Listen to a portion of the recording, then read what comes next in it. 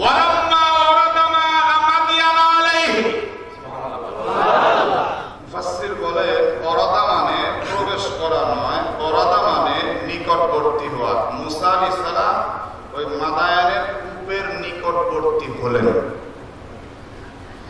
আমাদের মুফাসসির বলছেন দৌড় মিয়া, মানুষ নেক কাজ করবে জান্নাতে চলে যাবে, তো জাহান্নামের নিকটে গিয়ে গিয়ে ঘোড়া ডিম করবে। অতএব তোমার এই ব্যাখ্যা মানি না। দুই মুফাসসিরের ঝগড়া লাগছে। ঝগড়া বুঝেন, মাঝে মধ্যে আমাদের আলেম ওলামার ঝগড়া লাগে না? লাগলে তো আপনারা খালি হাসেন। উলামায়ে কেরামদের ইখতিলাফ আপনাদের জন্য রহমত। সুবহানাল্লাহ বলেন। আলেমরা ঝগড়া করলে মাসলা মাসাইল নিয়ে ঝগড়া করবে, আর যত ঝগড়া করবে আপনারা তত শিখবেন। কথা কন না কেন? এই জন্য আলেমদের ঝগড়া নিয়ে কোনো মন্তব্য করা যাবে না, কোনো মন্তব্য করা যাবে। সাহাবায়ে কেরামদের মধ্যে ইখতিলাফ ছিল, সাহাবায়ে কেরামদের মধ্যেও ইখতিলাফ ছিল। সুবহানাল্লাহ বলেন। বুখারী জিলদে সানি কিতাবুল মাগাজিতে এসেছে রাসূল আরবি সাল্লাল্লাহু বলেন না কেন সাল্লাল্লাহু আলাইহি ওয়াসাল্লাম সাহাবায়ে কেরামদের একটি জামাতকে বললেন, তোমরা বনু কুরাইজা এলাকায় গিয়ে আসরের নামাজ পড়বে। একটা সম্প্রদায় বনু কুরাইজা ওই এলাকায় গিয়ে আসরের নামাজ পড়বে। তো সাহাবায়ে কেরাম যেতে যেতে প্রতিমধ্যে আসরের নামাজের ওয়াক্ত যায়। এক গ্রুপ বলছে যে যেহেতু আসরের নামাজের ওয়াক্ত চলে যাচ্ছে তাহলে আসরের নামাজটা আমরা পড়ে ফেলি। আরেক গ্রুপ বলে না, নবী বলছেন বনু কুরাইজায় গিয়ে আসর পড়তে, রাস্তায় কোনো আসর হবে না। আরেক গ্রুপ বলে দূর, আল্লাহর রাসূল তাড়াতাড়ি যাইতে বলছেন, তার মানে এই না যে নামাজ নষ্ট করে যাও। কয় না না না, নবীর কথা আমরা নিজ কানে শুনছি। নবী বলছেন বনু কুরাইজায় যে তোমরা আসরের নামাজ পড়বে। বলে যতই বলো তোমরা নবীর কথা মর্ম বোঝো নাই। নবী বলছেন তাড়াতাড়ি যাইতে, তার মানে এই না যে আসর বাদ দিয়ে যাও। আমাদের রক্ত চলে যাচ্ছে, রক্ত মতো নামাজ পড়া কি কথা কয় না? রক্ত মতো নামাজ পড়া, আর রক্ত যদি পার হয়ে যায় তাহলে কিছু মানুষ এমন আছে দেখবেন সঠিক সময়ে নামাজ না পড়ে ওর প্রত্যেকটা নামাজ উল্টো টাইমে হয়। কথা কন না কেন? এই জন্য আগে আমাদের চিন্তা করতে হবে, নামাজকে বলো না কাজ আছে, কাজকে বলো আমার নামাজ আছে। একটু আওয়াজ করে বলেন না যুবকেরা, নামাজ পড়ো না কাজ করো। কথা কয় না, নামাজ পড়ো না কাজ করো। নামাজ আগে কাজ, নামাজ আগে কাজ। সাহাবায়ে কেরামদের একটা দল রাস্তার মধ্যে আসরের নামাজ পড়ে নিল। সুবহানাল্লাহ। আরেকটা বলে না হবে না, নবী যা বলছেন তাই হবে, আমরা ওইখানে গিয়ে নামাজ পড়বো। সুবহানাল্লাহ বলেন। তাহলে কয় দল হলো? তো সাহাবায়ে কেরামদের মধ্যে তো ইখতিলাফ ছিল। কথা কম না কেন? তো সাহাবাদের চাইতে কি আমরা হুজুররা কি বড়? কথা কয় না। সাহাবায়ে কেরামদের একটা প্রসঙ্গে 1 লক্ষ ভাগ করলে সে 1 লক্ষ ভাগের 1 ভাগও তো আমরা না। কথা কম না কেন? দুই দলই পরবর্তীতে আল্লাহ নবীর কাছে ফিরে গিয়ে বলছেন, ইয়া রাসূলুল্লাহ এই ঘটনা ঘটছে, আসরের নামাজ কিন্তু এক দল আমরা রাস্তায় পড়ছি আর এক দল গিয়ে বনু কুরাইজায় গিয়ে পড়ছি। আল্লাহ নবী মুসকিন এসে বললেন দুইটাই ঠিক। সুবহানাল্লাহ বলেন। যারা বলে ইসলামে কোনো মাযহাব নাই তারা বুখারী শরীফ বুঝেইনি। মাযহাব আল্লাহ তাআলা কায়েম করে গিয়েছেন, মাযহাব আমার নবীজি কায়েম করে গিয়েছেন। সুবহানাল্লাহ বলেন। মাযহাব কারো বানানো নয়, মাযহাব তার কথা। মাযহাব কথা কোন না, মাযহাব এর বাংলা অর্থ হলো চলার পথ। এর বাংলা অর্থ কি? কোরআন এবং হাদিসের মাধ্যমে চলার পথকে আরবিতে বলা হয় মাযহাব। সুবহানাল্লাহ বলেন। সুতরাং যারা মাযহাব মানে তারা কোরআন হাদিস মানে। কথা কোন না কেন? মাযহাব মানে হলো পথ, আর যে মাযহাব মানে না তার কোনো পথ নাই, সে হলো বক্র। কথা বলেন না কেন? মাযহাব যে মানে সে হলো মুসলিম। আলহামদুলিল্লাহ বলেন। এই যে দেখেন নবীজির কথা একটা, সাহাবায়ে কেরামদের দল হলো কয়টা? জোরে বলেন। এটারে কি মাযহাব? এটারে কি কয়? একই কথা অনেক ব্যাখ্যা। এটারে কি বলে? মাযহাব। আমি যে এই কথা আপনাদেরকে বুঝাতে চাচ্ছি, তাহলে ওরাদা শব্দের অর্থ এক মুফাসসির বললেন জাহান্নামে প্রবেশ করা, আর এক মুফাসসির বললেন জাহান্নামের এটা জাহান্নামে প্রবেশ করা না, ওরাদা মানে জাহান্নামের নিকটবর্তী হওয়া। মুফাসসির বলছেন দৌড় মিয়া, ভালো কাজ করবে আবার জাহান্নামের নিকটে যাবে, কম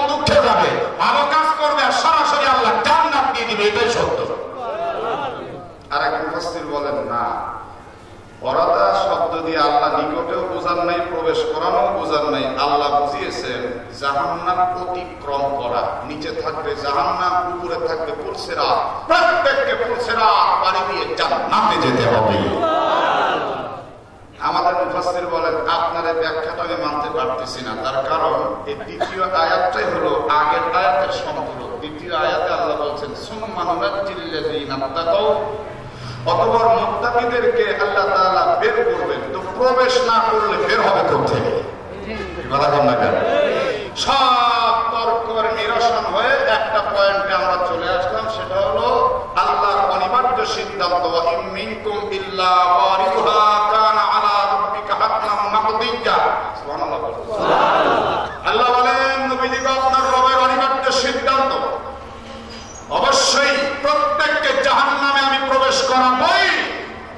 সুম্মা নুনাজ্জিল্লাযীনা তাকাউ, অতঃপর মুত্তাকিদেরকে আমি জাহান্নাম থেকে বের করব। সুবহানাল্লাহ তো বললেন, কিন্তু এই নামাজি বেনামাজি ঈমানদার বেঈমান একসাথে সবাই জাহান্নামে যাবে, এটা একটা বিশাল প্রশ্নবিদ্ধ হয়ে গেল না? বিষয়টা জানার দরকার আছে না? বোঝার দরকার আছে না? নাই? নাস্তিকে বুঝাইলো আকিমুস সিয়ামা ইলাল লাইল, রোজা পূর্ণ করো রাত পর্যন্ত। আমরা তো দিনের আলোতে ইফতার করি, তাহলে তো রোজা হচ্ছে না। কথাটা কি মনে আছে না? নাই? সূরা বাকারার 62 নম্বর আয়াত নিয়ে নাস্তিকে বুঝাইলো ইন্নাল্লাযীনা আমানু ওয়াল্লাযীনা হাদু ওয়ান নাসারা ওয়াস-সাইবিন মান আমানা বিল্লাহি ওয়াল ইয়াউমিল আখির ওয়া আমিলা সালিহান ফালাহুম আজরুহুম ইনদা রাব্বিহিম ওয়ালা খাউফুন আলাইহিম ওয়ালা হুম ইয়াহজানুন। নাউযুবিল্লাহ। এটা নাস্তিকে আমরা যা কইলো তা হলো যে হিন্দু, ইহুদি, বৌদ্ধ, খ্রিস্টান যার যে জায়গা আছে সেই জায়গায় থেকে তার ধর্ম সে পালন করলেই আল্লাহর কাছে পুরস্কৃত হবে সে। তার কোনো ভয় নাই, তার কোনো পেরেশানি নাই, সে হবে জান্নাতি। আপনারা নাউযুবিল্লাহ বলবেন, কিন্তু কোরআন দিয়ে বুঝাইবো তখন করবেন নাকি? আমি কোরআনের বিভিন্ন আয়াতের কিছু প্রশ্ন আপনাদের সামনে তুলে ধরলাম, এখন একটা একটা করে নিরসন করার দরকার আছে না? নাই? তা আমি সেই দাড়ি ছাড়া লর্ড ক্যালি সভাপতিরে কইলাম যে এটা আপনি কিভাবে বললেন, আমার একটু বুঝায় বলেন। সভাপতি কয় এটা আমার একটা কোরআন রিসার্চ সেন্টার আছে, সেখানে আমি রিসার্চ গবেষণা করি, এই গবেষণালব্ধ কথাগুলি আমি বলেছি। আমি আমাদের বসুন্ধরার এক মুফতি সাহেব হুজুর ছিলেন, কানে কানে বললাম যে কাউকে দিয়ে একটা কোরআন শরীফ বানালে ভালো হতো। তো সাথে সাথে একটা কোরআন শরীফ চলে আসলো। আমি আয়াতটা বের করে বললাম যে একটু তর্জমা করে বুঝিয়ে দেন। বলে এভাবে তো আমি পড়তে পারবো না, আমাদের রিসার্চ সেন্টারে সব বই পুস্তক আমার আছে। তো আমি বললাম যে আপনার রিসার্চ সেন্টারের রিসার্চ গবেষণা রিসার্চ সেন্টারেই থাকবে, ওই সেন্টারে গেলেই আপনার মুখ ফুটবে। সেন্টার ছাড়া মানুষকে শুধু বিভ্রান্তি করতে পারবেন। আয়াতের তর্জমা করবে কেবলমাত্র উলামায়ে কেরাম। আপনারা আয়াতের তর্জমা জানেন না, কিন্তু সে আয়াত নিয়ে মানুষকে বিভ্রান্তি করতে পারেন অনেক বেশি। লোকটা একটু বিব্রত হয়ে বলল আয়াতের তর্জমা কি আমি যা করেছি তার কোনো ভুল আছে? আমি বললাম যে অবশ্যই ভুল। আমি আয়াত দেখার আগে একটু ভরকে গিয়েছিলাম, কিন্তু আয়াত দেখে যা বুঝতেছি আপনি যা বলছেন আয়াতের সাথে তার কোনো মিল নেই। বলে তাহলে আপনি বলে দেন এটা কি হবে? আমি জনগণকে বললাম আপনারা শুনুন, সভাপতি সাহেবের বক্তব্য সম্পূর্ণ ভুল। ইন্নাল্লাযীনা আমানু, আল্লাহ বলছেন নিশ্চয়ই যারা ঈমান এনেছে, ওয়াল্লাযীনা হাদু, এবং যারা ইহুদি হয়েছে, ওয়ান নাসারা, আর যারা খ্রিস্টান, ওয়াস-সাইবিন। সায়েবের বহু তাফসীর, কেউ বলছেন তারকা পূজারী, কেউ বলছে অগ্নি পূজারী, কেউ বলছে বিভিন্ন ধর্মাবলম্বী যাদের কোনো মাযহাব নাই, মিল্লাত নাই। তো অগ্নি পূজারী বলেন, তারকা পূজারী বলেন, মূর্তি পূজারী বলেন, সায়েবিন যারা, তারা তাদের ধর্ম থেকে, খ্রিস্টান খ্রিস্টানের ধর্ম থেকে, ইহুদি ইহুদির ধর্ম থেকে, মান আমানা বিল্লাহ, যে আল্লাহর উপরে ঈমান আনবে, ওই ধর্ম থেকে বের হয়ে এসে যে আল্লাহর উপরে ঈমান আনবে, ওয়াল ইয়াউমিল আখির, আর পরকালে বিশ্বাস রাখবে, ফালাহুম আজরুহুম ইনদা রাব্বিহিম, রবের পক্ষ থেকে তার জন্য রয়েছে আজুরা, ওয়ালা খাউফুন আলাইহিম ওয়ালা হুম ইয়াহজানুন। ওই সমস্ত নষ্ট আর বন্ধ ধর্মকে পরিত্যাগ করে যারা আল্লাহর পরকালে বিশ্বাসী হবে, আল্লাহ বলছেন তাদের কোনো ভয় নাই, তাদের কোনো পেরেশানি নাই, তাদের জন্য রয়েছে জান্নাত। আর একটু জোরে সরে বলেন না সুবহানাল্লাহ। এটা হলো সোজা কথা, কথা বল না কেন? আর ও বেটা যেটা বুঝাইছে যে হিন্দুর মতো হিন্দু, তার ধর্ম পালন করলেও সে জান্নাতে যাবে। আর আপনারা মৌলবীরা উল্টা-পাল্টা বক্তব্য দেন। আপনারা চান যে সবাই মুসলমান হোক, এইটা কোরআন বিরোধী বক্তব্য, কোরআনে এমন নাই। তাই তো দেখেন না আজকে অনেক পীরের দরবারে হিন্দুরাও যায়, কথা বল না কেন? জানেন না? আমার নাটকে একদিন এক মুচির কাছে আমি জুতা রঙাইতেছি, তো দেখলাম হঠাৎ করে মোবাইল আসলো, তো তার কথার ধরনে মনে হলো পীর মুরিদিরা আলাপ হচ্ছে। আমি বললাম যে কাকা পীর মুরিদিরা আলাপ করলেন মনে হলো, বলে জানেন না আমি অনেক পীরের দরবারে 18 বছর যাবত যাতায়াত করছি, নাটোর জেলার হিন্দুদের সভাপতি আমারে বানাইছে। বললাম 18 বছর আপনি যাতায়াত করছেন আর আপনি হিন্দুদের সভাপতি, পীরের দরবারে যান, আপনাদের সাধারণ মস্তিষ্কে কি বলে? আমার নবীর দরবারে যারা অমুসলিম এসেছে তারা কি অমুসলিম থেকেছে না মুসলিম হয়ে গেছে? সেটা বলো না কেন? তো পীরের দরবারে 18 বছর যাবত যায়, তারপরেও হিন্দুই থাকে, তাহলে এই পীর আসল না নকল? জোরে কয় না রে, আসল না নকল? সর্বনাশ করছে। ঈমানের যে কত মূল্য আজকে বর্তমান বাংলার প্রেক্ষাপটে, এই ঈমানকে চুরি করার জন্য আলেমদের লেবাসে অনেক ঈমান চোর বের হয়েছে। কেউ বা পীরের সাইনবোর্ডে, কেউ বা কাদেরীর সাইনবোর্ডে আহমদিয়া মুসলিম জামাতের নামে, কেউ বা শিয়া মুসলিম জামাতের নামে, কেউ বা উলামায়ে কেরামদের বেশে ঈমানকে চুরি করার জন্য রাস্তায় নেমে পড়েছে, সমাজের রন্ধ্রে রন্ধ্রে নেমে পড়েছে। ওই ঈমান চোরেরা মনে রেখো, যতদিন পর্যন্ত মাদার স্কুলের মধ্যে তালিম তারবিয়াত চলবে, যতদিন পর্যন্ত উলামায়ে হক্কানি জিন্দা থাকবে, ততদিন পর্যন্ত ঈমান চুরি করার কথা, তোমাদের এই সমস্ত নীল নকশা আমরা আল্লাহর জমিনে কায়েম হতে দেব না। এই কথা বলে যদি তোমরা চোখ খোলো, প্রয়োজনে তোমাদের চোখ মুক্ত দেওয়া হবে। আল্লাহর জমিনের বিরুদ্ধে কোনো আমরা সহ্য করব না, সহ্য করব না, সহ্য করব না ইনশাআল্লাহ।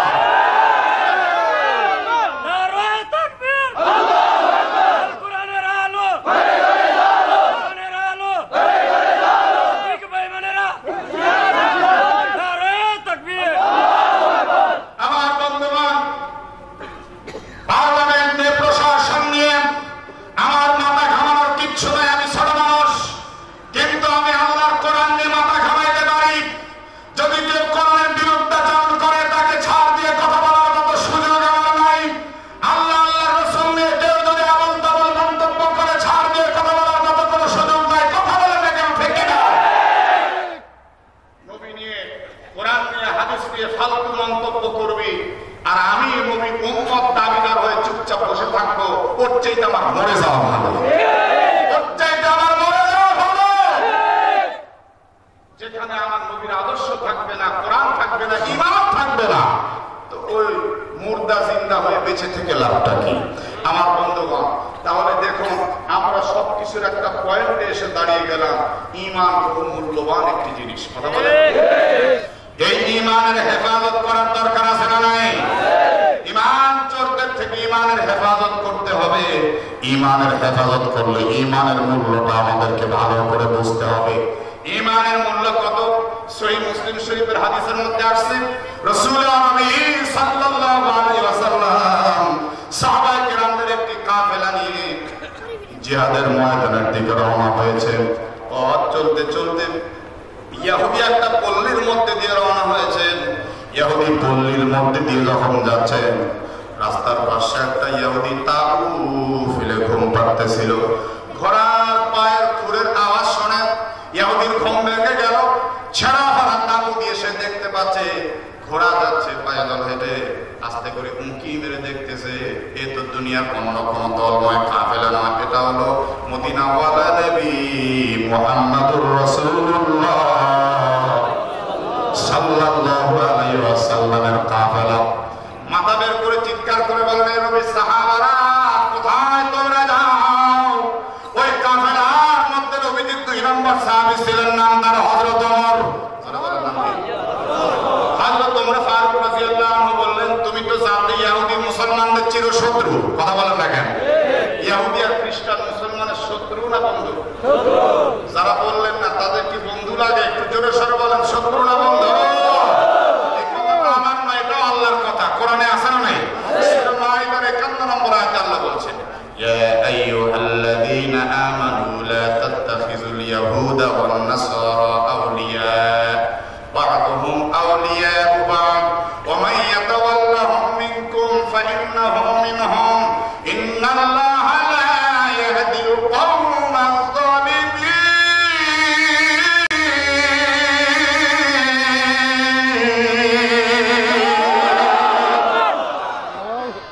আল্লাহ তাআলা জানিয়ে দিয়েছেন ইহুদি আর খ্রিস্টান তারা পরস্পরের বন্ধু, প্রকৃতপক্ষে আমরা মুমিন আমাদের শত্রু। জোরে বলেন কথাটা, আরেকটু জোরে।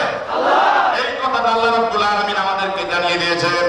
হযরত ওমর রাদিয়াল্লাহু আনহু বলছেন, তুমি তো জাতি ইহুদি, আমরা কোথায় যাচ্ছি কি করব এটা জেনে তোমার লাভটা কি? ইহুদি তখন বলছে, ভাই ওমর এমন করতে নেই, হয়তো আমি জানার পরে ইসলামটাও তো গ্রহণ করতে পারি। হযরত ওমর রাদিয়াল্লাহু আনহু তিনি নিজের ব্যাপারে ইসলামের গ্রহণের ব্যাপারে একদম নরম, কিন্তু ইসলামের বিরুদ্ধাচরণ করলে একদম গরম। বলে ঠিক আছে, ইসলামের স্বার্থে আমি তোমাকে বলতে পারি, তাহলে শোনো শোনো, আমরা যাচ্ছি জিহাদের ময়দানে। বলে জিহাদের ময়দানে গেলে কি হবে? এবার কয় জিহাদের ময়দানে যখন আমরা থাকবো, আমাদের এক পার্শ্বে দুনিয়া, মাঝখানে রণাঙ্গন, আমরা শাহাদাতের পেয়ালায় যখন চুমুক দেব, সঙ্গে সঙ্গে আর এক পার্শ্বে আমাদের জন্য জান্নাত। বলে আমার ভাই আর কি হবে?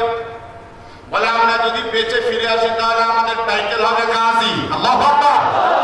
বলে আমার ভাই আর কি হবে?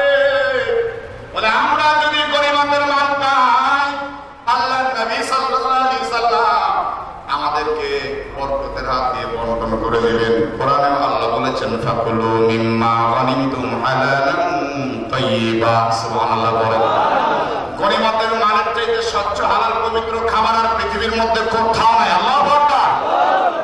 এই তিনটি কথা শুনছি, শোনার পরে ইহুদি ঘোড়ায় সিং বেঁধে ঢাল তলোয়ার নিয়ে কাফেলার সঙ্গে টাকটুক করে চলা আরম্ভ করেছে। এক পর্যায়ে হযরত ওমর রাদিয়াল্লাহু আনহু ঘোড়াকে ওভারটেক করে ইহুদি বেটা আমার নবী পর্যন্ত পৌঁছাতে চায়। হযরত ওমর চিন্তা করলেন, এখন পর্যন্ত এই লোকটা বেঈমান, এই লোকটা আমার নবীর জীবনের তো কোনো ক্ষতিও করতে পারে। আমি আমার বেঁচে থাকতে আমার চোখের সামনে যে সে আমার নবী পর্যন্ত পৌঁছাবে আর আমি চুপচাপ থাকবে, এটা কোশ্চিন কালে হতে পারে না। সাথে সাথে হযরত ওমর তরবারি কুশমুক্ত করে ইহুদির গলার মধ্যে ধরছে, ধরে গর্জন দিয়ে বলে, ইহুদি আমি আমার বেঁচে থাকতে আমার নবী পর্যন্ত পৌঁছানোর স্বপ্ন দেখতে পারবি না। আমি বেঁচে থাকতে এটা কোনোদিনের জন্য হতে দেব না। আমার ঘোড়া ওভারটেক করতে দেরি হবে, কিন্তু তোর ধর থেকে মস্তকটা ছিন্ন হতে দেরি হবে না। নিজের ব্যাপারে মনের চাইতে নরম, ইসলামের ব্যাপারে উনি চরম গরম। মারহাবা। ওমর এত গরম, একদিন আল্লাহ নবী সাল্লাল্লাহু আলাইহি সাল্লাম দেখতে পাচ্ছেন হযরত ওমর রাস্তা দিয়ে যাচ্ছেন। নবীজি দেখলেন একটা শয়তান হযরত ওমরকে দেখে ব্যাকে আসতেছে, ব্যাক গিয়ার পিছন দিকে আসছে। নবীজিকে দেখে আমার শয়তান একটা সালাম দিয়েছে, আসসালামু আলাইকুম ইয়া রাসূলুল্লাহ ইয়া হাবিবাল্লাহ ইয়া রাহমাতাল লিল আলামিন। নবী বললেন, কি ব্যাপার, ফিরে আসলি কেন? শয়তান বলে, হুজুর মাফ করবেন, ওই দিক দিয়ে ওমর যাচ্ছে তো তাই যাওয়া যাবে না। সুবহানাল্লাহ। নবী বললেন, ওমর যাচ্ছে, সমস্যা কি? বলে, ওমরকে দেখে আমরা শয়তান খুবই ভয় পাই। বলে, ঠিক আছে ওমর চলে যাক, তারপর নয় যাবি। বলে, হুজুর ওমর চলে গেলেও হবে না, আমাদের শয়তান নামের পার্লামেন্টের মধ্যে বিল পাস করা হয়েছে, ওমর এই রাস্তা দিয়ে যাবে, অন্তত 40 দিন আমরা যাবই না। আল্লাহ নবী বললেন, তাহলে ওমর আমার ছাত্র, আমি হলাম ওমরের ওস্তাদ। ছাত্রকে দেখে মানুষ বেশি ভয় পায় না ওস্তাদকে দেখে বেশি ভয় পায়? তো আমি নবী ওমরের ওস্তাদ, ওমরকে দেখে ভয় পেয়ে তুই ব্যাকে আসছিস আর আমাকে সালাম দিচ্ছিস, এটা তোর কয় নম্বরের শয়তানি বাবা? একটু ভালো করে বুঝিয়ে বলতো দেখি। মারহাবা বল না, নবীদের কাছে কোনো ফালতুমি চলবে? তুই যে আমার সালাম দিলি, করে সালামের মধ্যেও তো মনে হচ্ছে শয়তানি আছে। এবার ডাক দিয়ে বলে, ইয়া রাসূলুল্লাহ, ইয়া হাবিবাল্লাহ, ও আপনার সাহাবী, কিন্তু আপনি তো সাহাবী না, আপনি নবী। আর আপনার ব্যাপারে আল্লাহ রাব্বুল আলামিন কোরআনুল কারীমের মধ্যে উল্লেখ করেছেন, ওয়া মা আরসালনাকা ইল্লা রাহমাতাল লিল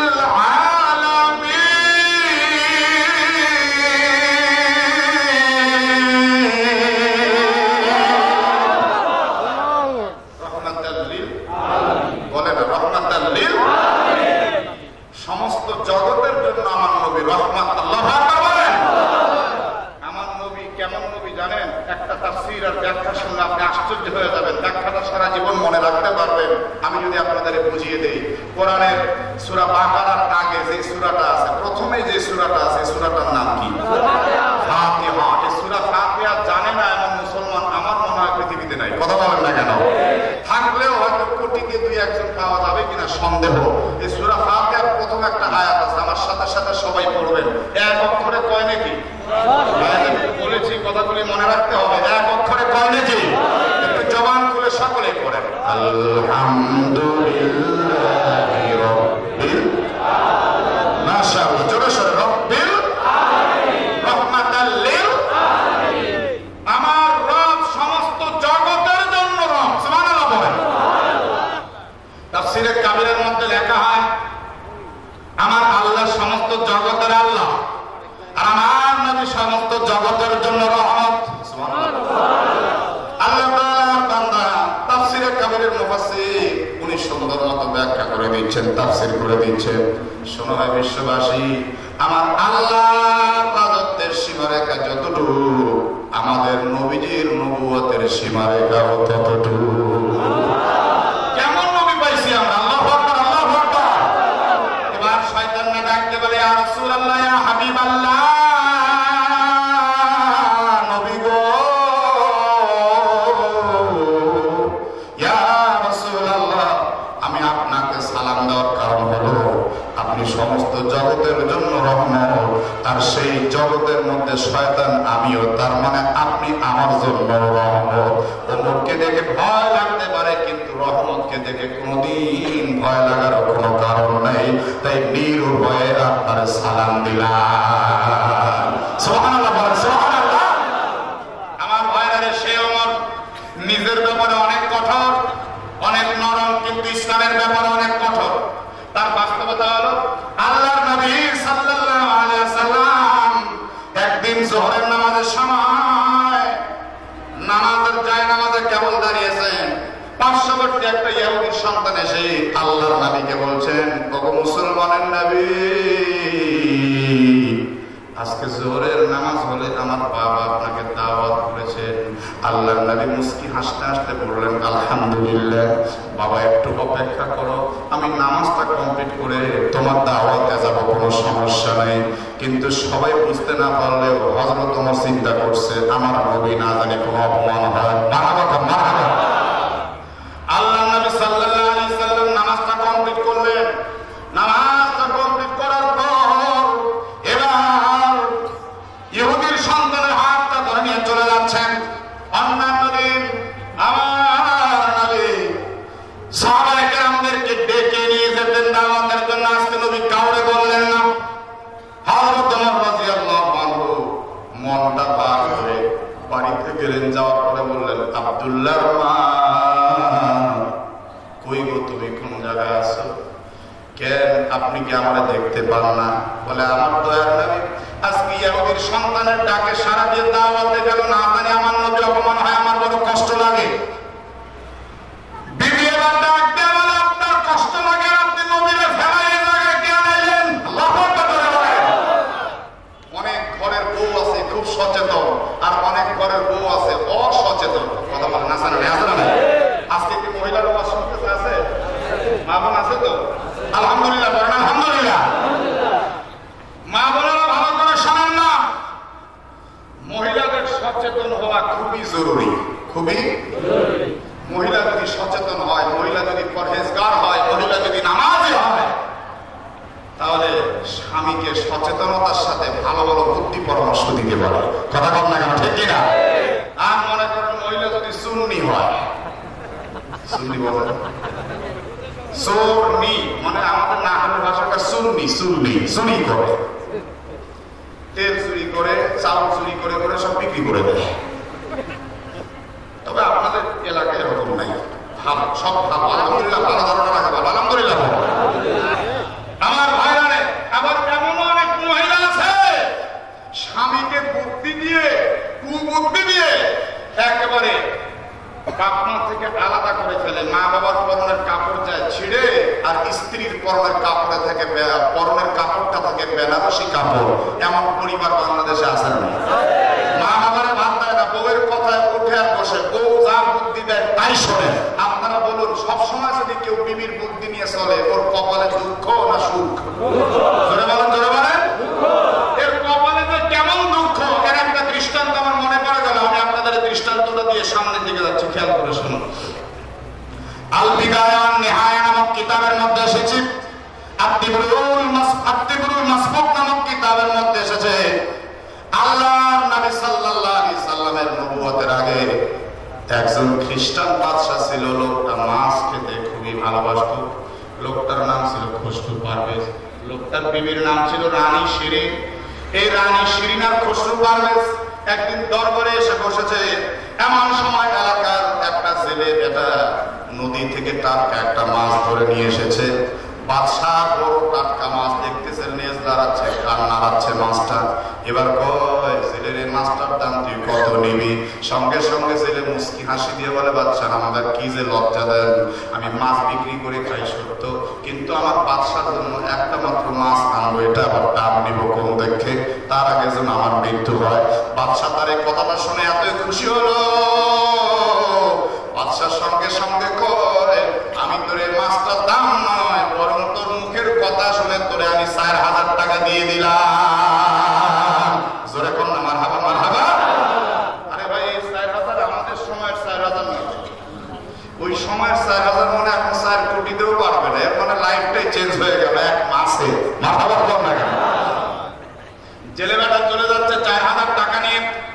পাশের চেয়ার থেকে রানী শিরিন বলতে, স্বামী গো, এই মাছটার দাম 50 টাকা, নয়তো 100 টাকা, না হয় খুশি হয়ে আপনি 500 টাকাই দেবেন, কিন্তু 4000 দিলেন কেন? এমন করে দিতে থাকলে একদিন বাদশাহের ভান্ডারটাও ফুরিয়ে যাবে। তার চাইতে ভালো দ্রুত টাকাটা ফেরত নেন। হপ করে মুখটা চেপে ধরে বাদশা বলছে, খবরদার রানী, আর একটি কথাও বলবা না। বাদশারা যে জিনিসটা একবার দিয়ে দেয়, ওই জিনিসটা কোনোদিন ফেরত নেওয়া যায় না। এটা বাদশাদের ইজ্জতের খেলাফ, শানের খেলাফ। খবরদার, খবরদার এটা বলো না। কেউ বললে আমি বড় লজ্জা পাবো, আমার মান সম্মানের ব্যাপার। এবার রানী ডাকতে বলে, স্বামী গো, আমি এমন একটা বুদ্ধি আপনারা দেব, ওই বুদ্ধি মোতাবেক যদি আপনি কাজ করেন, আপনার টাকা আপনি ফেরত পাবেন, ওর মাছটা তো নিয়ে যাবেন, মাঝখান থেকে আপনার সম্মানের কোনো ক্ষতি হবে না। বলে, তুমি আবার কি বুদ্ধি দিবে? মেয়ে মানুষ, তোমার তো মুরত নয় দেশ চালানো, আমার বুদ্ধি নিয়ে তুমি দেশ চালাও। কথা কি বুঝছেন না? বুঝেন না? তোমার মুরত নাই, আমি বুদ্ধি দিই, তুমি নাও।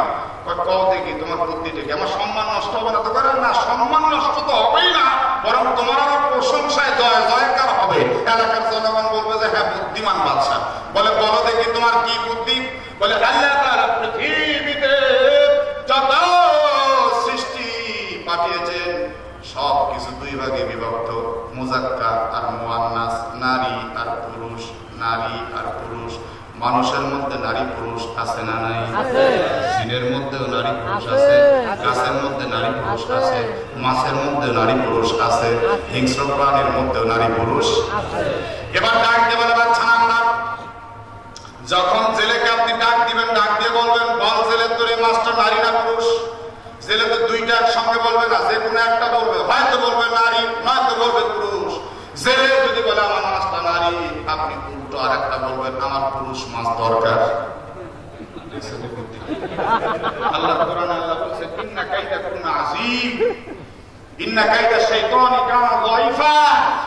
শয়তানের চক্রান্ত দুর্বল, কিন্তু নারীর চক্রান্ত বড়ই জটিল। কথাটা আমার না আল্লাহ? জোরে বলে কথাটা আমার না আল্লাহ? আচ্ছা বিয়ে করেন নাকি? একটা করে হাত দেখি যারা বিয়ে করেন নাই। বিয়ে করছে? বিয়ে করছে? বিয়ে করেন এত খালি মাথা চলবে। ওটাও তো বিয়ে করেন একটু ঘুমাইতেছে, এটার বিয়ে হাত তুলে দাও, টান টান করে তোলেন দেখি কে কে বিয়ে করেন নাই। কয়েকজন। আর যারা বিয়ে করছেন, আমিও বিবাহিতদেরকে আমি মিতা বলে ডাক দিলাম না।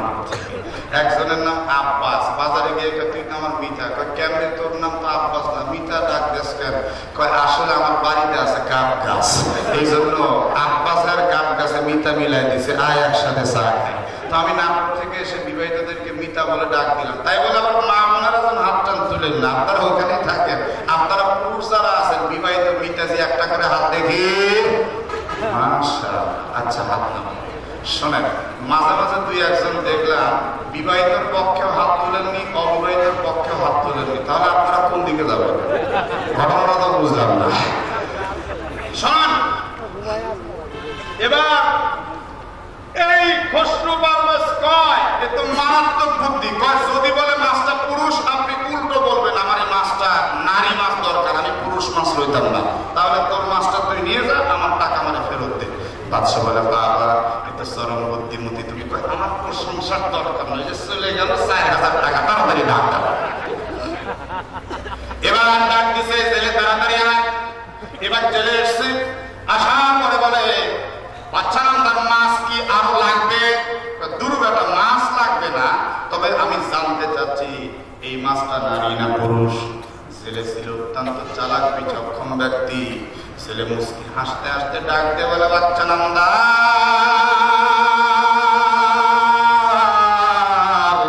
আমার এই মাছটা নারীও না পুরুষও না, আমার এই মাছটা হিজড়া।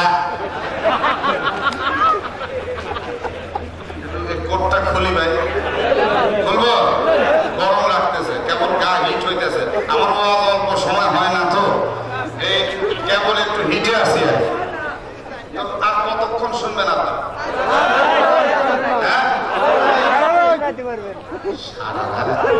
সারা রাত কে কে দেখি যারা দাঁড়ায় আছে তারা সারা রাতের পক্ষে না গো, সবাই হাত তুলে নেয়।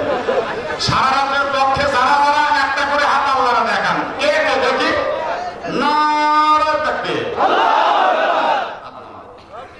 আচ্ছা শোনেন, আমি বলছি সারা রাতের পক্ষে কে কে, আপনারা তো সবাই হাত তুললেন, ঘটনা কি? আমি তো বলিনি যে সবাই তোলেন, আমি তাই বলছি আমি তো হুকুম দিই না যে সবাই তোলেন, তার মঞ্চে বেশি সবাই তুললেন, ব্যাপারটাকে। তার মানে আপনারা হাত তুলে কিন্তু একটা জিনিস প্রমাণ করছেন, নাটুরি সাহেব আপনি আছেন যতক্ষণ, আমরা আছি ততক্ষণ, একটা নড়াচড়া করতে পারবেন না। এবার যদি কেউ খালি ওই দিকে যাওয়ার চেষ্টা করে, আমি ধরবো ভাই কোন জায়গায় যাচ্ছেন, আপনি তো হাত তুলে মিলিয়ে নিজে নিজে বেঁচে করছেন। আমার কি সারা রাত আওয়াজ শোনাও যায় না, সারা রাত আওয়াজ করাও যায় না। এটা একটা আবেগ দেখলাম আপনাদের। নিয়াতুল মুমিনি খায়রুম মিন আমালিহি, মুমিন নেক কাজের নিয়ত করার সাথে সাথে আল্লাহ তাআলা সেই ফজিলতের সওয়াবটা আগেই দান করে দেন। তবে যারা ফজর পর্যন্ত ওয়াজ শোনার জন্য হাত তুলেছিলেন, আল্লাহ তাআলা তাদেরকে ফজর পর্যন্ত ওয়াজ শোনার সওয়াব দান করেছেন। আপনারা তো আমাদের সাথে খুব জোরে সোরে সুবহানাল্লাহ বললেন, কিন্তু যারা হাত তুলে নাই তারা চিন্তা করতেছে ইস তুললে কাজ হয়তো রে, এত সওয়াব কি ভুলটা না করলাম, আরে কি ভুলটা না করলাম। এই জন্য নেক কাজের নিয়ত করার মালিক আমি, তাওফিক দেওয়ার মালিক কে? আরেকটু জোরে বলেন কে? কোনদিন কোন নেক কাজ আর আমরা নিয়ত ছাড়া থাকবো না, নিয়ত করে ফেলবো, বাকি আমাকে করার তৌফিক কে দিবেন? আল্লাহ। আল্লাহকে বলা যায় না যে আল্লাহ আমার তো নামাজ পড়তে মনে চায় না, আমার শয়তানি খালি দূরে সরায় দেয়, তুমি আমার ঘাটটা ধরায় তোমার ঘরে নেওয়া। 10 দিন বলতে বলতে একদিন ঠিকই আমার নামাজ পড়া হয়ে যাবে। কথা কম না কেন?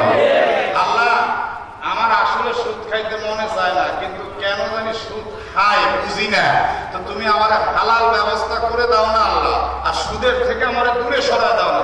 এই 10 দিনে দোয়া করতে করতে একদিন আপনি সুদ মুক্ত জীবন করবেন। কথা কম না কেন? কিন্তু আমাদের এমন এক পথ জীবনে কোনোদিন গুনার কাছ থেকে আল্লাহর কাছে তওবা করি না, গুনার কাজও ছাড়ি না। কথা কম না কেন? আল্লাহকে বলতে তো হবে, আল্লাহ আমারে তুমি আমি পকেটে রাখছি আল্লাহ, একদিন মাথায় দেওয়ার তৌফিক তুমি দিয়ে দিও। 10 দিন পকেটে থাকতে থাকতে একদিন ঠিকই মাথায় উঠবে। কথা কর না কেন? আমি নোয়াখালী গিয়েছিলাম ওয়াজ করতে, চৌমনি এলাকায়। গিয়ে দেখি বাজারের মধ্যে সবার মাথায় টুপি, আবার ভিডিও খায়, টুপিও মাথায় টুপিও মাথায়, পকেট মারে পকেটও মারে, টুপি মাথায়, টুপি সারে। নামাজের সময় বসে এরকম বিড়ি খাচ্ছে, টুপি মাথায়। একজনের বললাম ভাই নামাজ, ওটা সমস্যা নেই, জান আপনি দেখতেছি নামাজ নাই, কিন্তু টুপি ঠিক আছে। আপনারা আপনার স্টাইল হিসাবে নিয়ে নিন, ক্লাটার হিসাবে যখন কইছেন তাহলে আমি টুপি ধরলাম, তবে নামাজ পড়তাম না। শোনেন, টুপি মাথায় দেবেন কেমন? টুপি মাথায় দিলে 2টা লাভ। কয়টা লাভ? নবী বলেন 1 নম্বর লাভ হলো এই পৃথিবীতে তার মস্তিষ্ককে আল্লাহ ঠান্ডা রাখবেন, আর 2 নম্বর লাভ হলো হাসরের ময়দানে আল্লাহ তাআলা এই টুপির বদৌলতে সূর্যের খরতাপ থেকে তার মাথাকে হেফাজত করবেন। টুপি মাথায় দেব না ভাই? ইহুদি আর খ্রিস্টানরা এই হাদিসকে মন্থন করে থিসিস করে গবেষণা করে টুপি মাথায় দেওয়া শুরু করলো। তবে আমাদের মতো টুপি না, তাদের টুপির সাথে একটা বারান্দা আছে। বারান্দাওয়ালা টুপি বোঝেন?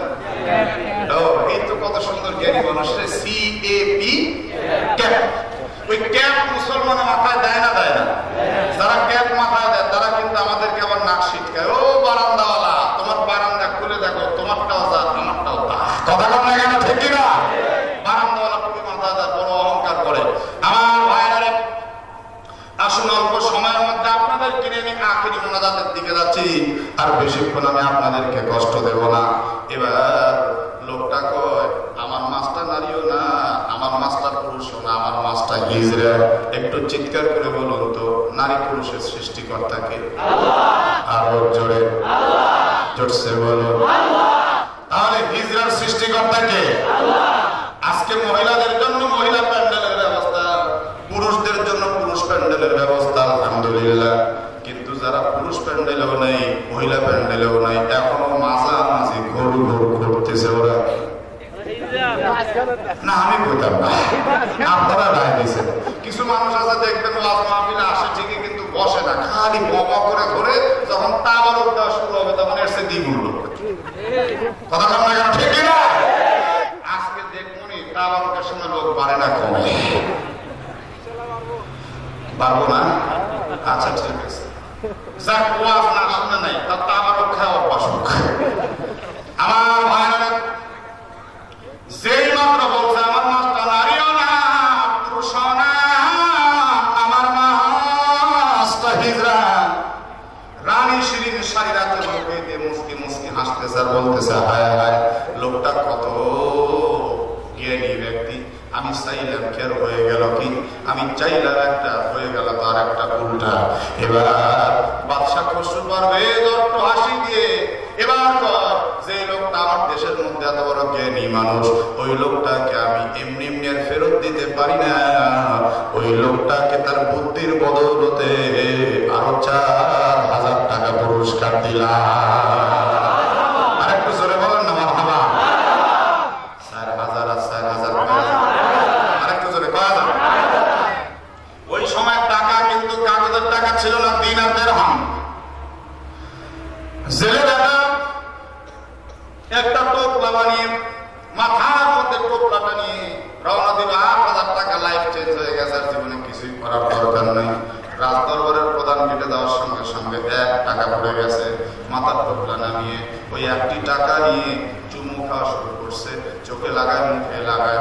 রানী শিরিন পাশের চেয়ার থেকে সাপের মতো ফসফস করে ফলে আর বাচ্চা নামদার, যে লোকটা 8000 টাকা পেল ওই লোকটার জীবনে তার কোনোদিন চিন্তা করার কথা না। এই লোকটা 8000 টাকা পাওয়ার পরেও 1 টাকা লোক ছাড়তে পারলো না। প্রধান গেটের মধ্যে 1 টাকা পড়ে গেছে। এই দিক দিয়ে কোনো ফকির মিসকিন গেলে ওই 1টি টাকা পেয়ে বড় উপকৃত হতো। বাচ্চা নামদার 8000 টাকা নিয়ে সে দলবল গঠন করে এই রাষ্ট্র ক্ষমতার লোভে, আপনার তত্ত্বে তাও ছিনিয়ে নেওয়ার লোভে একসময় আপনাকে মেরেও ফেলতে পারে। সুতরাং আপনি ওই লোকটাকে এখনই হত্যার জন্য ফরমান দিয়ে দেন, ওই লোকটাকে আর বাঁচিয়ে রেখে যাবে না। লোকটা বড় লোভী। বলে রানী তুমি ঠিকই বলছো, এই লোকটাকে তার বাঁচিয়ে রাখা যায় না। এই ছেলে ছেলে এসে কাঁদতে কাঁদতে বলছে, বাদশা নামদার গোস্তাকি মাফ कीजिए, আমার বেয়াদবি মাফ করবেন, বলুন আমি কি বেয়াদবি করলাম? বলে, তোর বেয়াদবি হলো এই যে 1 টাকার লোভ তুই ছাড়তে পারলি না। আমার একটা প্রেস্টিজের ব্যাপার, 8,000 টাকা দেওয়ার পরেও তুই 1 টাকার লোভ কেন ছাড়তে পারলি না? সঙ্গে সঙ্গে ডাক দিয়ে বলে, বাদশা নামদার, এই টাকা আমি লোভের কারণে তুলি নাই, কেন তুলছিস বল?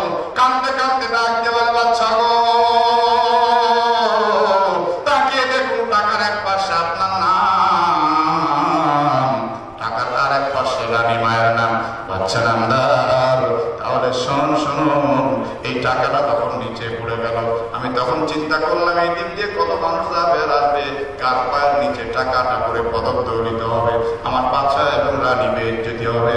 সুতরাং টাকাটাকে নিচে ফেলে রাখলে এটা বাদশা নামদার এবং রানী মায়ের বেইজ্জতি হয়। তাই আমি লোভের কারণে নয়, এই টাকাটা তুলে নিয়ে চুম্বন করে বাদশা এবং রানী মায়ের ইজ্জত বাঁচাইলাম।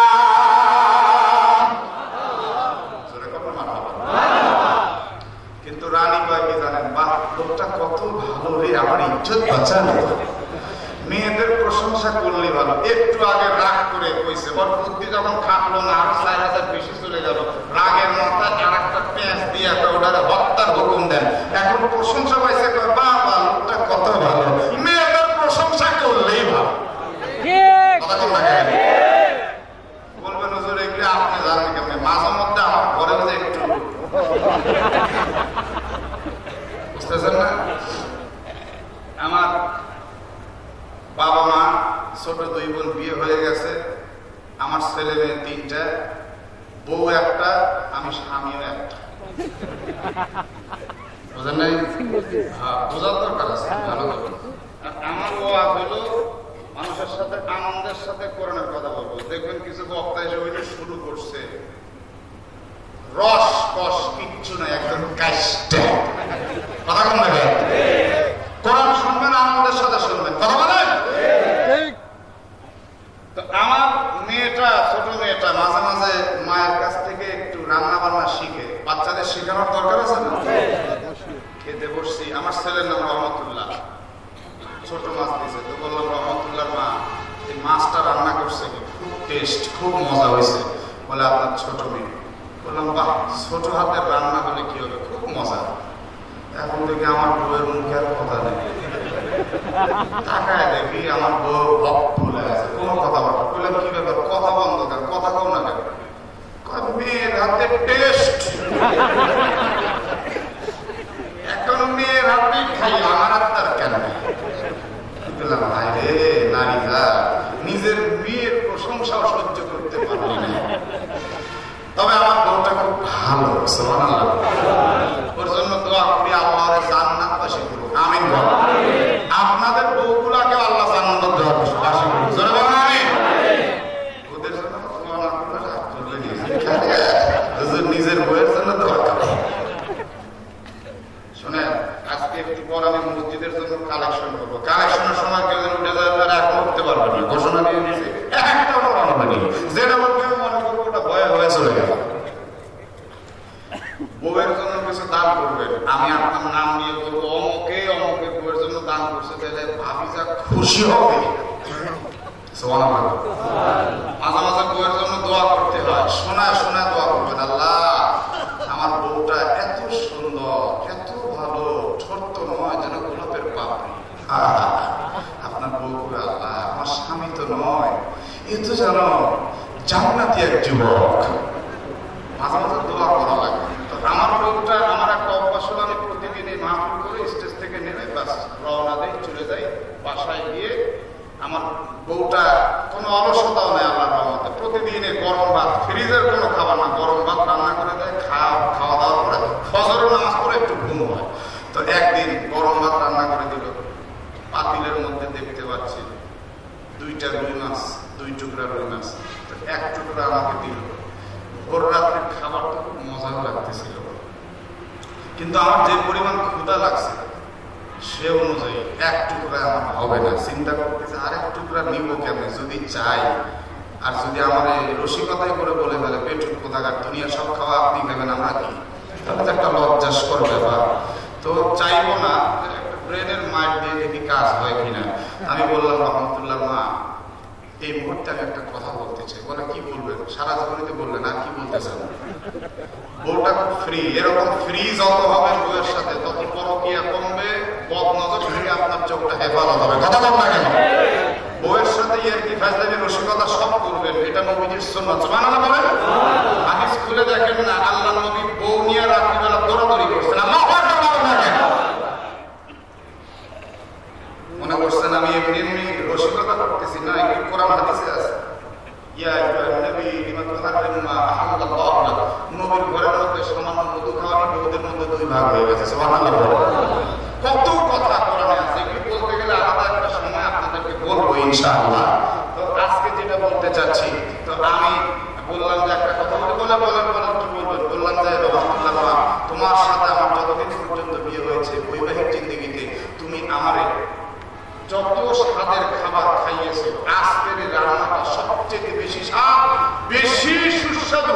এমন সুস্বাদু মাছ আর কোনোদিন খাইনি। এত স্বাদ কেমন হলো আল্লাহ?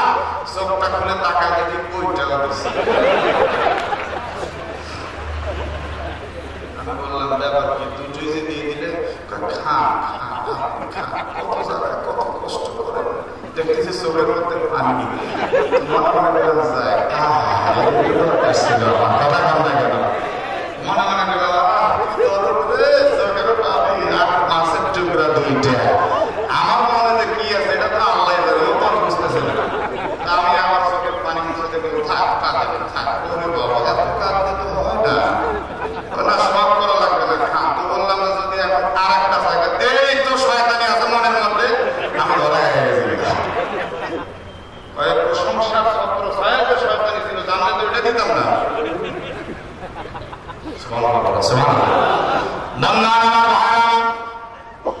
তাহলে আমরা বহুত কথা ছড়িয়ে নিয়েছি। সব মানুষকে আল্লাহ তাআলা জাহান্নামে অবশ্যই প্রবেশ করাবেন, কিন্তু কেন? কথাটা মনে আছে না? আল্লাহ তাআলা রোজা পূর্ণ করতে বলেছেন রাত পর্যন্ত, কিন্তু আমরা দিনের আলোতে রোজা ইফতার করতেছি, এটা আবার কেমন হয়ে গেল?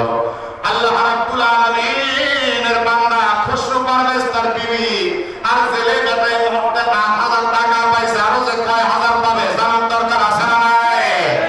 তার আগে শুনুন, আল্লাহর নবী সাল্লাল্লাহু আলাইহি সাল্লামের নিকটবর্তী হতে দিবে না ইহুদিকে গলার মধ্যে তরবারি ধরছে। কথাটা মনে আছে না নাই? এই কথাটা আল্লাহর নবী শুনতে পাইছেন, পাওয়ার পরে ডাক দিয়ে বলে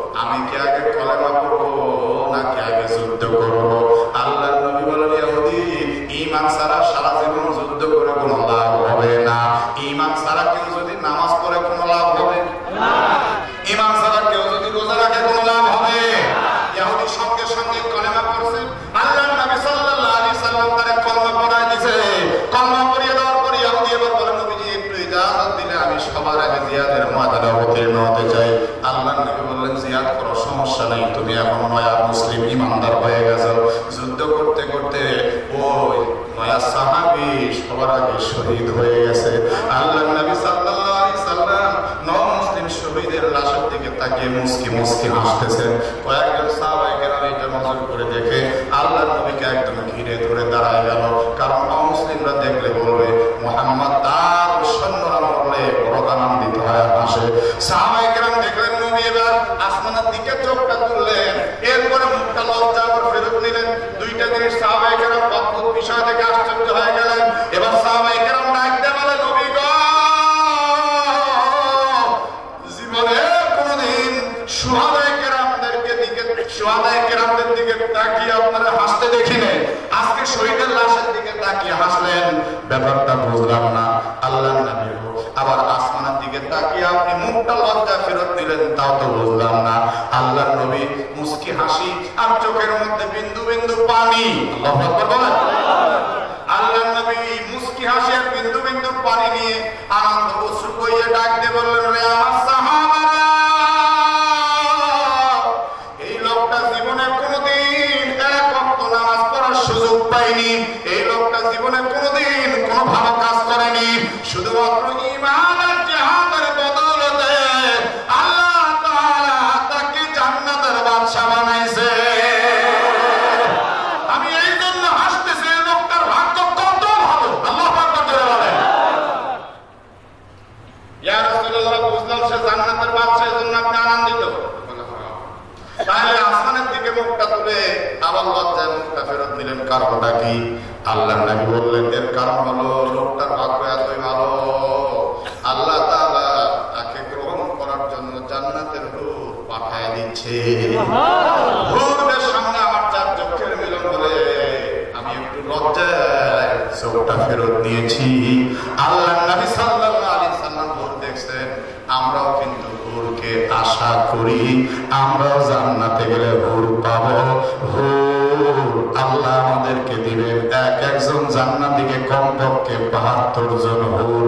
আমার ভাইরা, হুরের দাম এতই বেশি, একটা হুর যদি পৃথিবীতে থুতু নিক্ষেপ করে সঙ্গে সঙ্গে পৃথিবীর সব পানি মিষ্টি দিয়ে পরিণত হয়ে যাবে। এখন বলেন, হুরের দাম আছে না? কথা কয় না? আচ্ছা, হুরের দাম বেশি না বউয়ের দাম বেশি? বউয়ের দাম বেশি। হ্যাঁ, কেউ বললেন হুরের, দুই একজন বললেন বউয়ের। হুরের এই কনিষ্ঠানগুলোর একটু মাথা যদি পৃথিবীতে দেখা যায় তো চন্দ্র সূর্যের আলো বিলীন হয়ে যাবে। আল্লাহু আকবার বলেন না কেন? বুঝে থাকলে ভালো করে কর, আমাদের বউয়ের দাম বেশি না হুরের দাম বেশি? জোরে কর, জোরে কর, হুর না বউ? কান খামরে, আজকে তো ওই ভাবি সাহেবেরা শুনে ফেলছে, বাড়িতে গেলে বলবে তাইলে হুরকে বলো তোমার ভাত রান্না করে দিতে। তোমার গলা তো শুনছি মাহফিলে চিল্লায় চিল্লায় কইছে হুরের দাম বেশি, হুরের দাম বেশি। হুররে কও তোমার কাপড় চোপড় ধুয়ে দে, তোমার বাচ্চা কাচ্চা পেটে ধরুক, আমি আর তোমার লগে নেই। অবস্থাটা কি হবে? তবে বিষয়টা আমাদের জানা খুবই দরকার। কথা বল না কেন? বউয়ের দাম বেশি না হুরের দাম বেশি আমি আপনাদের বলবো, তার আগে শুনুন হাদিসটা দিয়ে কি প্রমাণ করতে চাইলাম। আল্লাহর নবী বললেন, আমার সাহাবারা, ঈমানের দাম সবচেয়ে বেশি। ঈমানদার নাই সে মুজাহিদ হয়েও লাভ হবে না, ঈমানদার নাই সে নামাজি হয়েও লাভ হবে না, ঈমানদার নাই সে রোজা করেও লাভ হবে না, ঈমানদার আছে তার যে কোনো নেক কাজেই লাভ। কথা বল না কেন? ঠিক না? আমি আজকে এই বিষয় নিয়ে আলোচনা করছিলাম, ঈমানের জন্য আমাদেরকে সচেতন হতে হবে ইনশাআল্লাহ। এবার হযরত ওমর নিজের বিবির কথা শুনে চলে আসতেছে হন হন করে মসজিদে নববীর দিকে। কথাটা মনে আছে না? আল্লাহর নবী ইহুদির সন্তানের হাতটা ধরে ইহুদির বাড়ির দরজার সামনে যখন গেছে, ইহুদি নবীর সামনে এসে দাঁড়াইছে, এমন একটা কথা আমাদের দয়ার নবীকে বলছে, শুনলে উম্মতরা চোখে পানি রাখতে পারবেন না। ইহুদি অগ্নিশর্মা হইয়া চোখটা রাখিয়ে বলে, মুহাম্মদ, সকলে বলছে সাল্লাল্লাহু আলাইহি ওয়াসাল্লাম, তোমার কি লজ্জা শরম নাই? আরে নাউযুবিল্লাহ বলেন না। শিশু একটা বাচ্চা দাওয়াত দিল আর তুমি চলে আসলে, এ মুহাম্মদ, তোমার কি লজ্জা শরম নাই? একটা শিশু বাচ্চা দাওয়াত দাও, তুমি দাওয়াত খেতে চলে আসো। শুনে রাখো রে মুহাম্মদ, আমি কুকুরকে খাওয়াবো, কিন্তু মুসলমানের নবীকে এক জাররা পরিমাণ পানিও দেব না। আল্লাহর নবী শুধুমাত্র চোখের পানি ছাড়লেন। কি জন্য চোখের পানি ছাড়লেন বলেন তো? না, অপমানের জন্য না। এই জন্য তো বুঝে শোনা লাগবে, বুঝিয়ে করা লাগবে। কথা বল না কেন? আমার নবী অপমান হয়েছে এই জন্য কাঁদার নাই, বরং আমার নবী কান্নার কারণ হলো চোখের পানি ছেড়ে দিয়ে আফসোস করে কাঁদছেন, আল্লাহ গো, এই লোকটা এখন পর্যন্ত ইহুদি, এই লোকটা যদি ঈমান গ্রহণ করার আগে মৃত্যুবরণ করে সে তো জাহান্নামে হবে। আমার নবী আফসোস করে মনে মনে দোয়া করে চোখের পানি ছেড়ে বলে, আল্লাহ গো, এই লোকটা বুঝে নাই তাই আমার ধমক দিছে, আল্লাহ তাই বলে তুমি রাগান্বিত হয়েও না, আল্লাহ এই ইহুদিকে তুমি ঈমানের দৌলত দান কইরা দাও। কোন নবীর উম্মত আমরা হে মুসলমান, একবার ভাবলাম না আল্লাহর নবী চোখ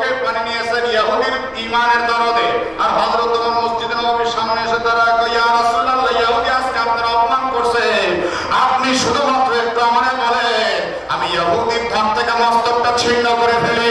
ইয়া রাসূলুল্লাহ, আমি ইহুদিকে মহব্বত শেষ করে দেব। আল্লাহর নবী বলেন একটা কথা নয়, আমি যা বুঝি তুমি তা বুঝো না। সেই দিন চলে গেল, রাত গেল। পরের দিন জোহরের নামাজের সময় আল্লাহর নবী আবার নামাজে দাঁড়িয়েছেন। পাশের বাড়ির সেই ইহুদির বাচ্চাটা এসে আবার চিৎকার করে বলেছে, ও মুসলমানের নবী,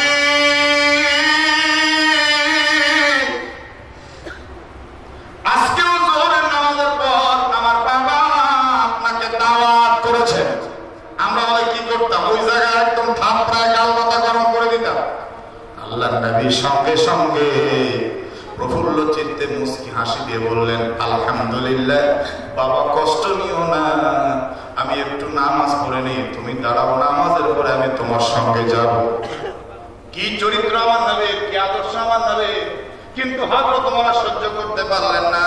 হযরত ওমর বললেন, কালকে তোর বাবা আমার নবীকে অপমান করছে, আজকেও যদি অপমান করে তাহলে কিন্তু সবাই সহ্য করলে আমি ওমর সহ্য করব না। নবীর অপমান, নবীর অপমান কি সহ্য করা যায়? যারা বসে আছেন আপনারা বলেন তো, আমার নবী কি জীবনে মিথ্যা বলেছেন?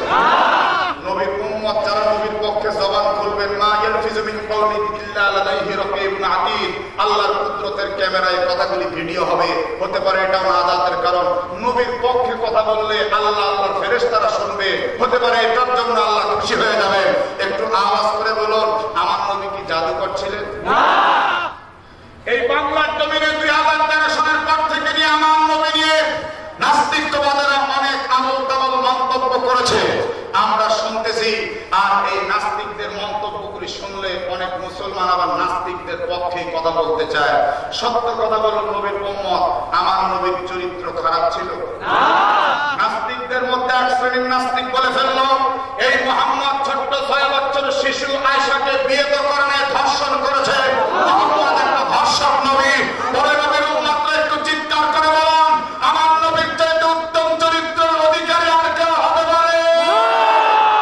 যারা আমার নবীকে ধর্ষক বলে আখ্যায়িত করলো, আমরা শুধুমাত্র পার্লামেন্টিং দায়িত্বে যারা আছেন তিনাদের কাছে একটু বিচার দিচ্ছি। এই বিচারটা দেওয়া আমাদের না জানি অপরাধ হয়ে যাচ্ছে তাদের কাছে। তাই তো বলায় ওই মুসলমানদেরকে চুরুই পাখির মতো গুলি করে হত্যা করে শাহাদাত বরণ করে দিল। কিন্তু যারা আমার নবীকে কাফের বলল, যারা আমার নবীকে চরিত্রহীন বলল, যারা আমার নবীকে ধর্ষক বলল, আজ পর্যন্ত তাদের একটা পশম পরিমাণ ক্ষতি হোক এমন আইন পার্লামেন্টে হলো না। আমরা আবারও দাবি জানাচ্ছি, তাদের চূড়ান্ত শাস্তির ব্যবস্থা করা হোক। যদি না করা হয়, আজ হোক, কাল হোক, পরশু হোক, এই নবীর প্রেমী একদিন না একদিন অবশ্যই ওই সমস্ত নাস্তিকদের বিচার নিজ হাতে করবে। সংবিধান পালানোর জায়গা পাবো না, পালানোর জায়গা পাবো না, পালানোর জায়গা পাবো না ইনশাআল্লাহ।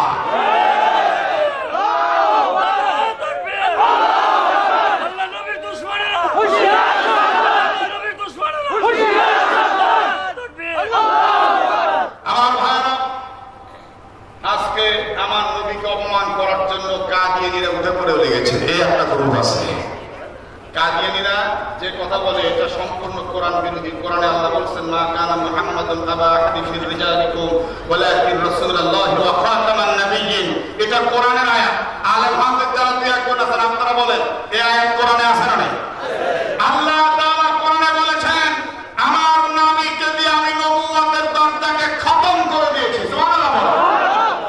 আমাদের নবীর পরে কিয়ামত পর্যন্ত নতুন করে আর কোন নবী হবে না। কথা কয় না, হবে হবে। কাদিয়ানীদের আত্মবিশ্বাস হলো মুহাম্মদ সাল্লাল্লাহু আলাইহি সাল্লাম তিনি তো নবী, কিন্তু তারপরেও নবী আছে, তারপরেও নবী আছে। তাদের বর্তমান নবী লন্ডনে আছে। ওরা মনে করে নবুয়তের দরজা বন্ধ নাই, চিরকাল শুধু নবী থাকতেই থাকবে। এই কারণে কোরআনের আয়াতের দৃষ্টিতে কাদিয়ানীদেরকে ইসলাম ফতোয়া দিচ্ছে কাফের বলে। কারণ আখিরি নবীকে বিশ্বাস করাটা ঈমানের একটা অঙ্গ। সুবহানাল্লাহ বলেন। আপনারা বলেন, আমাদের নবীর পরে আর কোন নবী আছে? তাহলে আমাদের এটা অবশ্যই বোঝানো দরকার, নবীর পরে নবী নাই, সংসদে এই আইন চাই।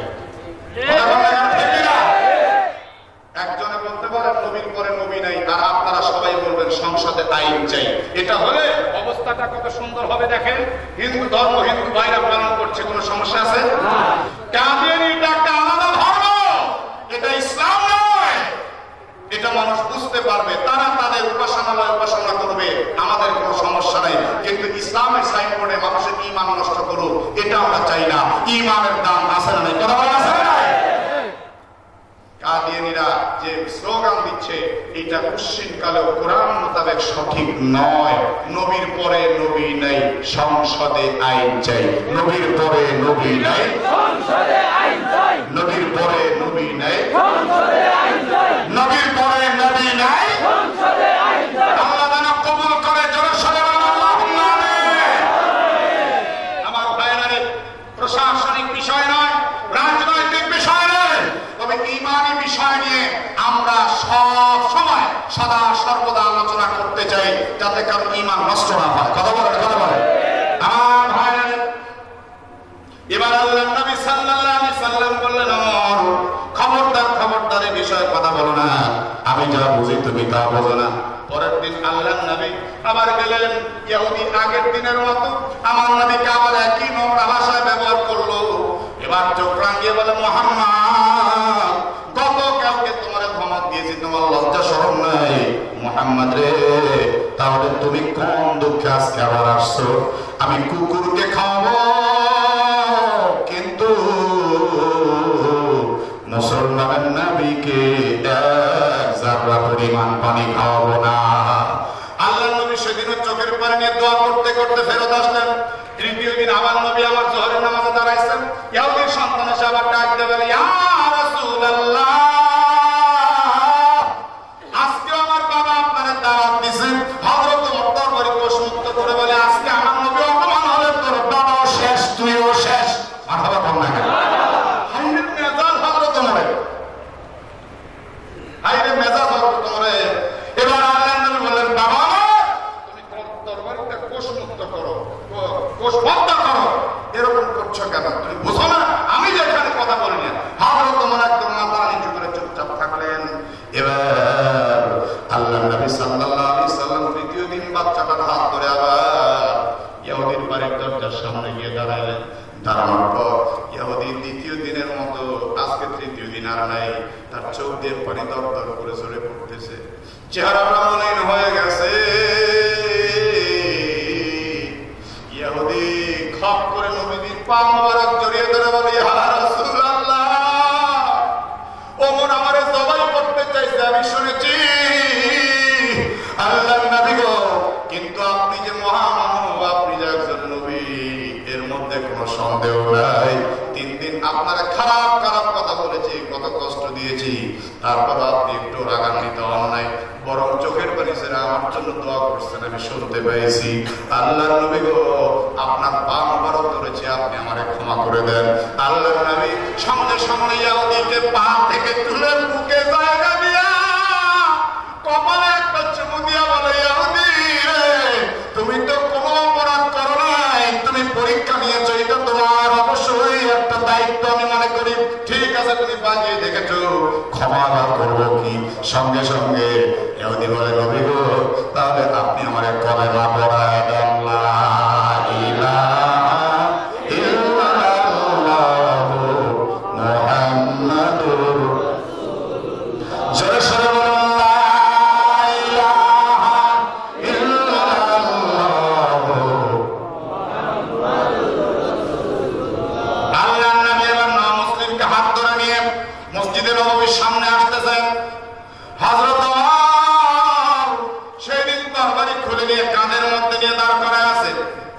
আস্তে আস্তে বলে, হুজুর বুঝতে পারছি, 1 দিন 2 দিন 3 দিন আপনারা সহ্য হয়ে আজকে ধরে আনছেন, দেন আমার কাছে ছেড়ে দেন, শেষ করে দিন। ওয়ান টাইম মারহাবা বল না কেন?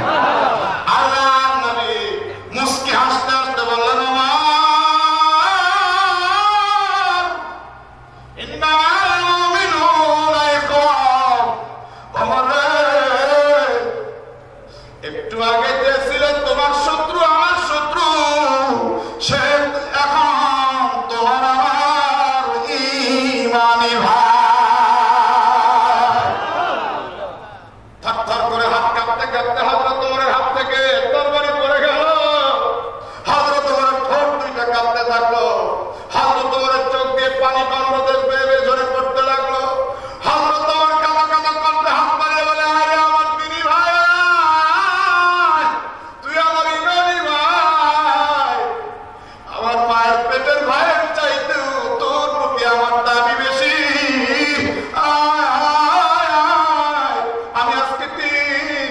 পর্যন্ত তোকে নিয়ে কত ফালতু মন্তব্য করেছি, আমারে ক্ষমা করে দে।